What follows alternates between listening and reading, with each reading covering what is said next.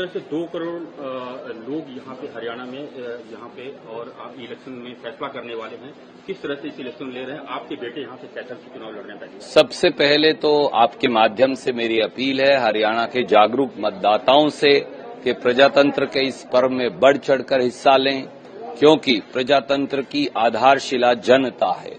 जब जनता वोट करती है तो प्रजातंत्र मजबूत होगा। ज्यादा से ज्यादा संख्या में बाहर आएं, एक वोट भी घर पर ना रहे, ये सुनिश्चित करें।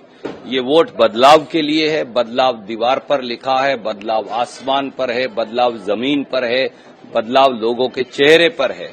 क्योंकि लोग 10 साल के कुशासन के कुचक्र से थक गए हैं, भ्रष्टाचार से थक गए हैं, भाई भतीजावाद से थक गए हैं, किसान के उत्पीड़न से थक गए हैं, नौजवान की व्यथा से थक गए हैं। जो फौज के जवान भर्ती होते हों या पहलवान हो, किसान हो या छोटा दुकानदार हो, दलित हो या पिछड़ा हो, सबके सब उत्पीड़न और अत्याचार के शिकार हैं। इसलिए एक क्रांतिकारी बदलाव होगा और वो क्रांतिकारी बदलाव की बिसात एक एक वोट से निर्धारित होगी।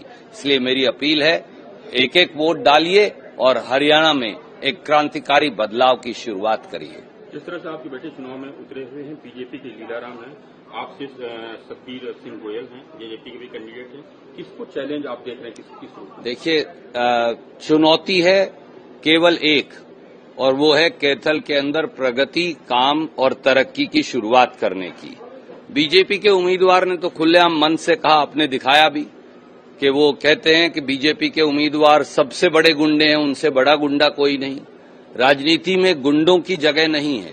राजनीति को शराफत चाहिए, भाईचारा चाहिए, प्रेम चाहिए, ईमानदारी चाहिए, काम, तरक्की और विकास चाहिए, और यही मापदंड होना चाहिए विधायक और सरकार चुनने का। धन्यवाद।